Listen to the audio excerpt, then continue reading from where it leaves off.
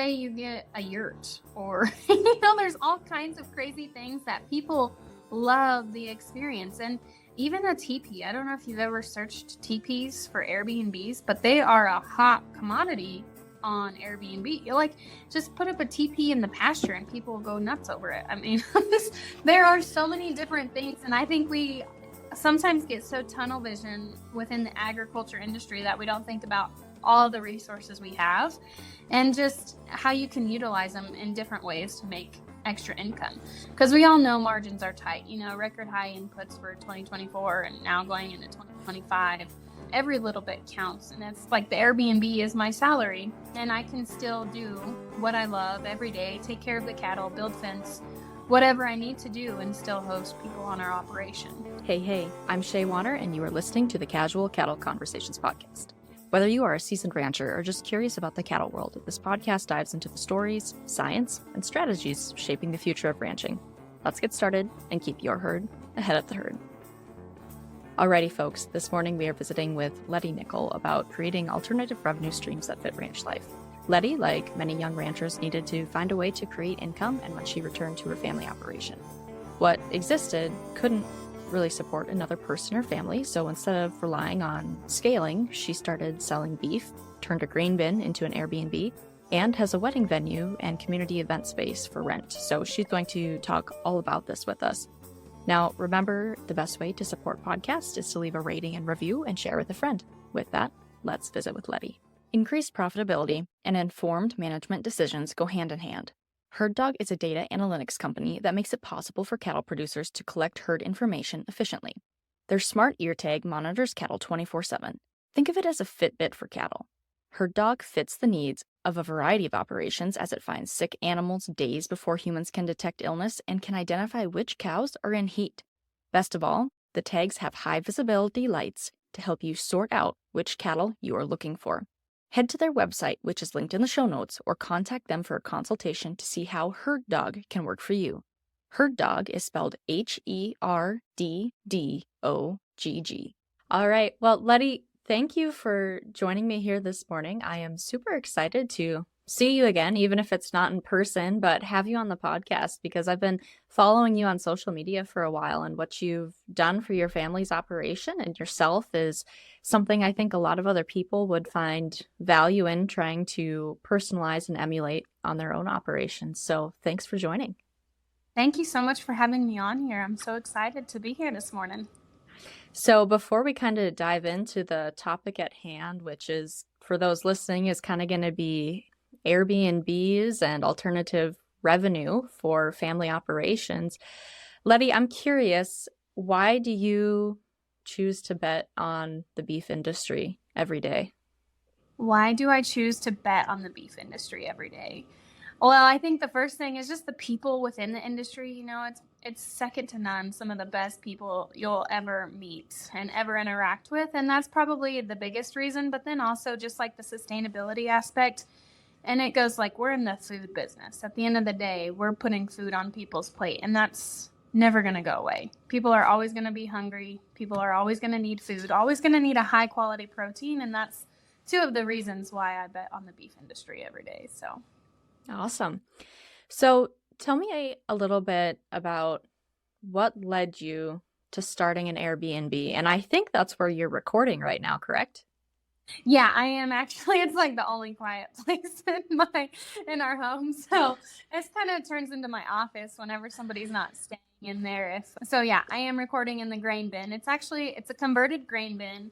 So I went to school at TCU, ranch management. And then after that, I was in the feed yard industry for a couple of years. And I realized I needed to eventually come back home to the family operation. My dad's health wasn't in the best condition. He just went through chemo and radiation, and I knew I needed to return back home to be able to help him more. And I had to make a jump, kind of leave my corporate salary and figure out a way to come back to our family operation. And it wasn't quite big enough to bring another salary home, if that makes sense. So I had to get creative, and I originally started selling beef, and I still sell beef on the side. But really, I looked at the needs of my area. And we didn't really have a good hotel. We have a hotel, but it's not something I would want to stay in per se. The hotel is not the best, it's very much a small town hotel. So I wanted to create a space where people could come and visit their family if they're coming for the holidays or needing a place to stay overnight or whatever it might be. So it originally started out Airbnb being my house. This was before I was married, before I had kiddos or anything like that. So I would go stay with my parents whenever someone rented my house. And I didn't, you're young, you don't have a lot of personal items that really, they matter, but not a huge, it's just at the end of the day, it's things. So I'd go and I'd run over, stay at my parents' house, and little did I know I was going to be kicked out of my house like 3 out of the 4 weeks of the month. And so I was like, okay, this is a need in my area. And I knew I was eventually going to transition into something else. So I started looking at the structures we had on our operation. Like, what are we not utilizing that I could convert into like a cheap space, upscale space, So I had this grain bin on my property, and I was like, I'm just going to turn this grain bin into an Airbnb.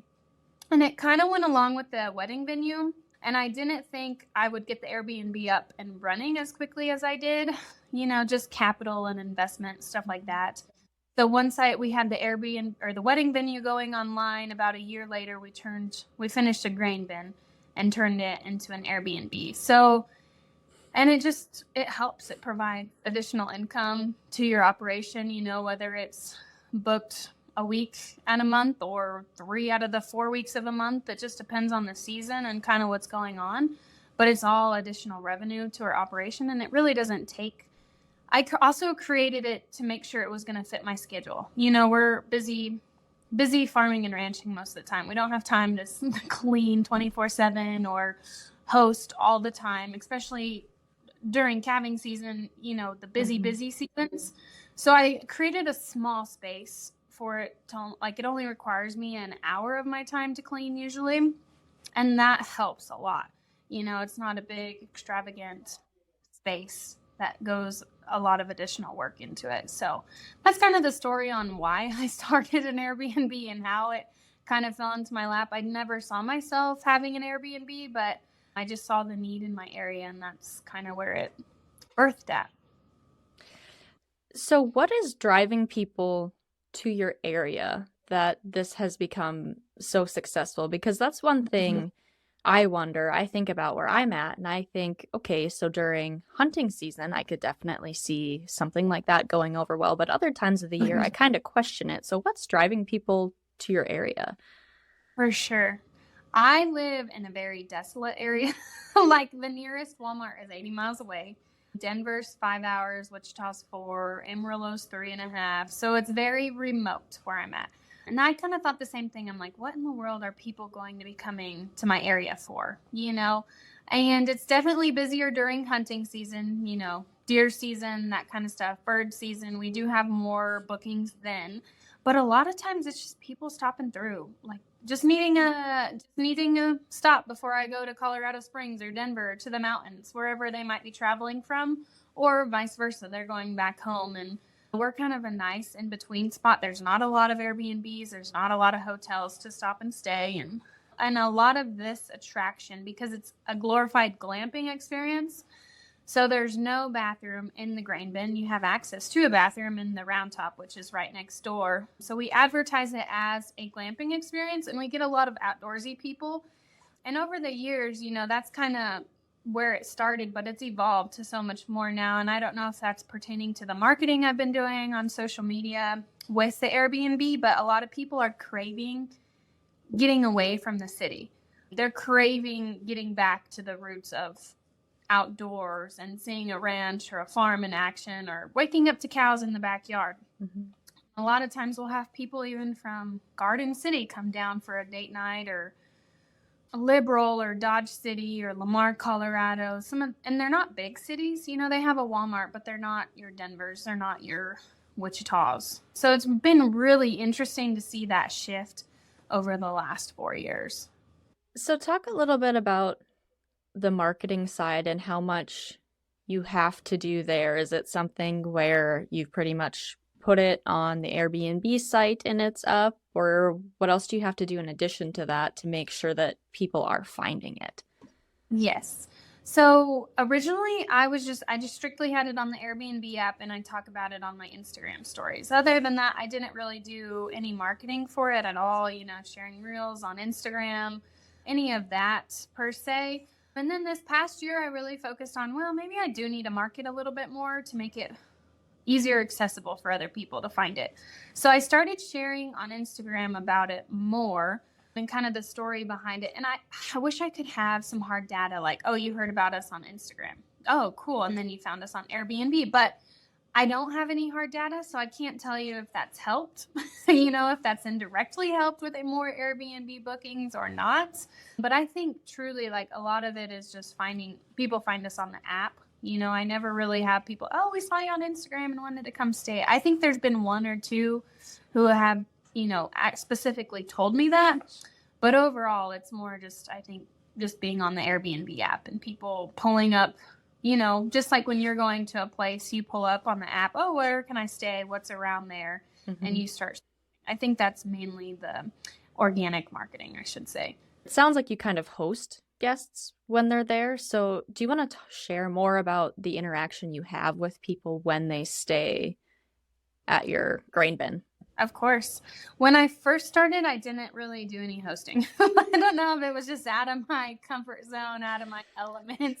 I'm not really sure. But as it's evolved, people really want that connection and they want to talk to you. Like, you host a unique space and it's very different from your modern Airbnbs. Like, it's just not a house. It's a grain bin. There's art in here. There's architecture. Like, there's a lot of design and creativity in there. And people want to talk about it. They were like, how in the world did you come up with this? Or what? How did you think about doing this or whatever? So that is where the hospitality part came in, is like, okay, these people do actually want to interact with me. And some people don't at all, so it's kind of up to what they would like their experience to be. But I always make it personable. Or try to make it personal. Like, we have eggs, we have chickens. Most farmers and ranchers have chickens. Just creating like a breakfast burrito with your homegrown eggs. Like, that is top of the line customer service, because people don't get to experience that every day.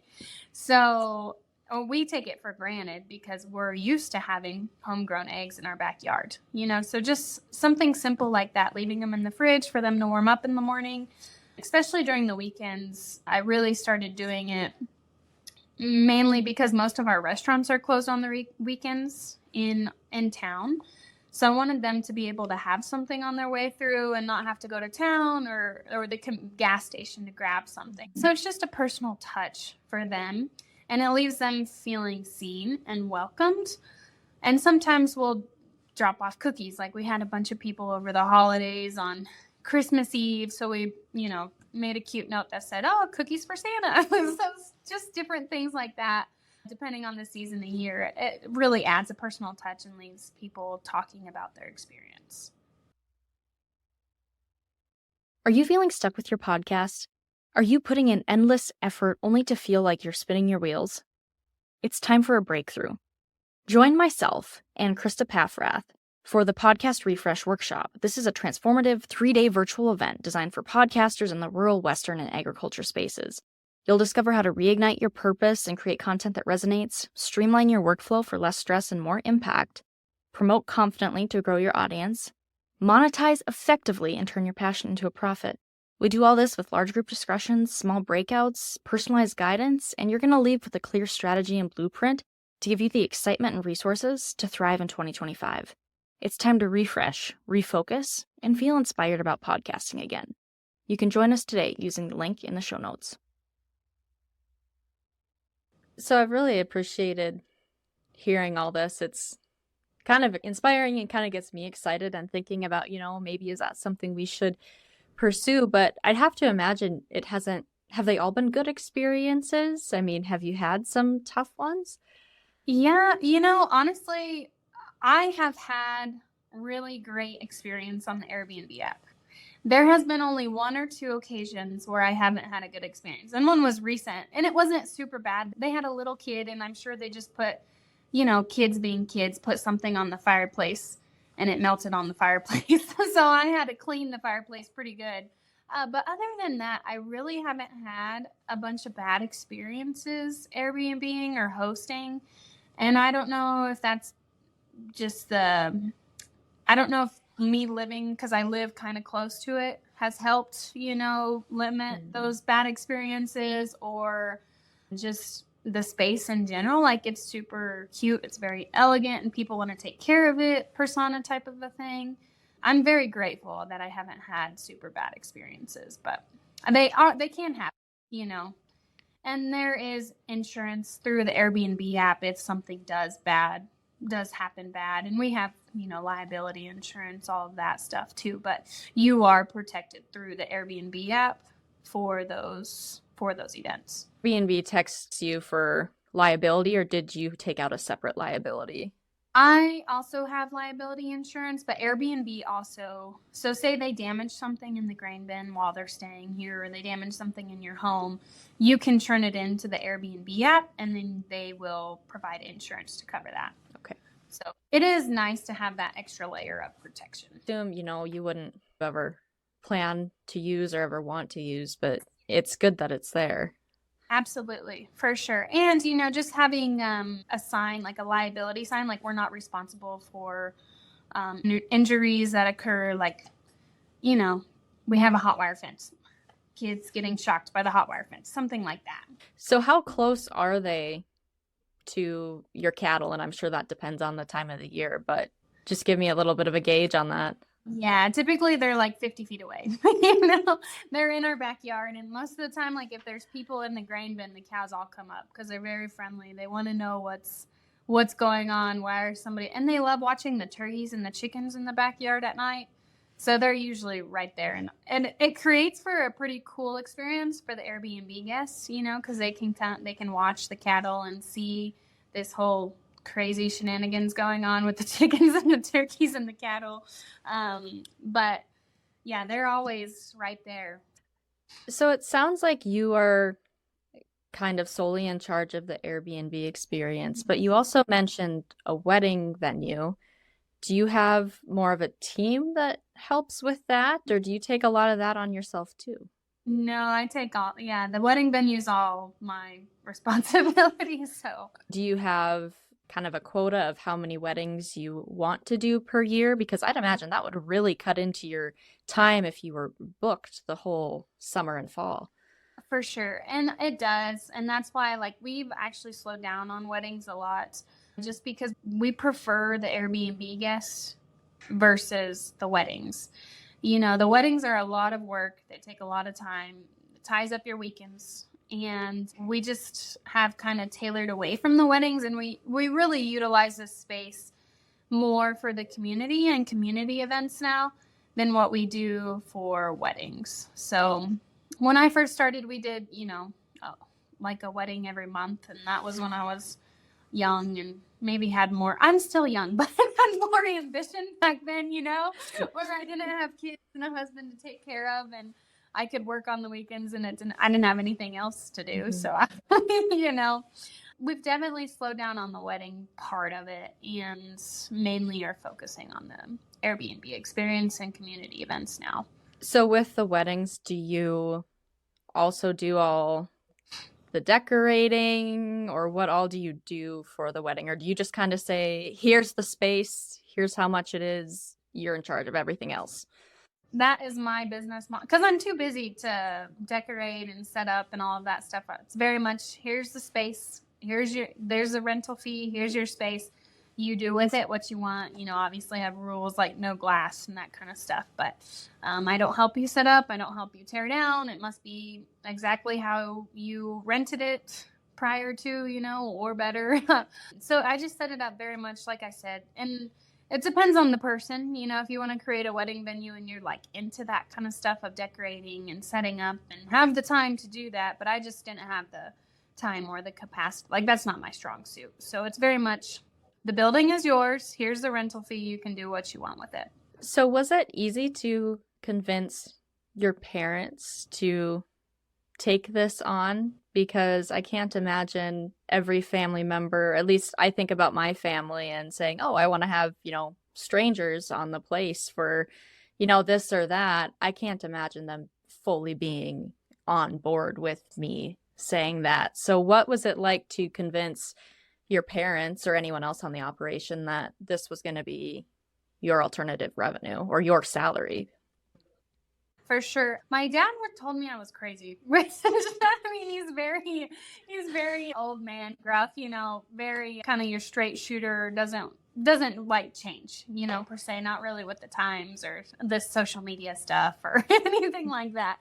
So he told me I was crazy, and he was like, that's never going to work. And I was like, oh, watch me. And it's funny how like sometimes when people tell you no, and then you're like, oh, prove you wrong type of a thing. But then something beautiful births out of that. And that was very much the case with the MC Bar Meat Co., just because it's not traditional marketing. It's not per se like taking things to the grain elevator, taking them to the sale barn, or selling them on Superior. It's very much different marketing.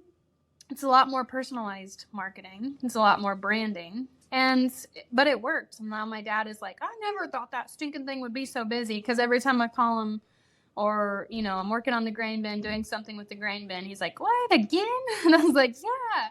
So it's been pretty crazy to see, the success that I never thought I would have, especially with being how remote I am. And the cool part, I think, with all of this, actions always speak louder than words. So I could sit there and tell him, but if I didn't do any of the work, it wouldn't have mattered. So just having different guests come through, now they have started renting out my grandma's house. My grandma passed away a couple years ago, and they remodeled it, and now they're renting out my grandma's house. And that thing is booked 2 out of the 4 weeks of a month, It's a lot different space than the grain bin, so they get a lot more long-term rentals per se. Different people here working on projects for the feed yards or dairies or wind farms or just different things like that. So it's been really cool to see the progression of, oh, it's not going to work, to now they have 2 Airbnbs on there with what they're doing too. So it's kind of neat. That is really cool.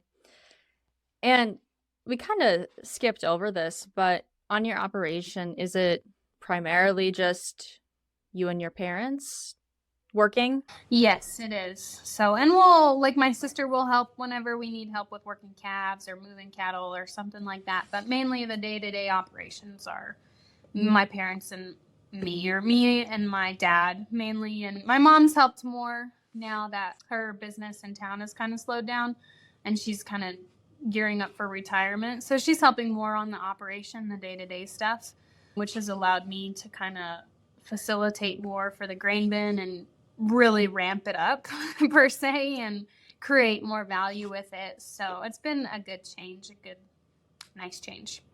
I think farmers and ranchers need to be asking themselves to determine if this is an enterprise they should really commit to. Yeah, the biggest thing too is looking at your resources. If you have an old building that's falling down or whatever, that might not be your ideal building. But say you get a yurt, or there's all kinds of crazy things that people love the experience. And even a teepee, I don't know if you've ever searched teepees for Airbnbs, but they are a hot commodity on Airbnb. You just put up a teepee in the pasture and people will go nuts over it. I mean, there are so many different things, and I think we sometimes get so tunnel vision within the agriculture industry that we don't think about all the resources we have and just how you can utilize them in different ways to make extra income. Because we all know margins are tight, record high inputs for 2024 and now going into 2025. Every little bit counts. And it's like the Airbnb is my salary, and I can still do what I love every day, take care of the cattle, build fence, whatever I need to do, and still host people on our operation. So, and this is just like a caveat, more of a the business side of it. But the Airbnb, I was able to buy 2 quarters of ground when I moved home. So the Airbnb are on my 2 quarters, and that's kind of also how it's separate from the rest of the farming and ranching stuff. And I kept it that way mainly just for the liability. Like, it's in its own little parcel. So, and I think it's a smart business move, just because things happen, cows get out, whatever, people get hurt.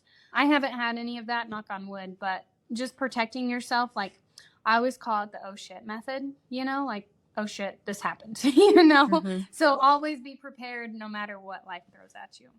So then, did you create a separate business name and entity for the Airbnb and wedding venue?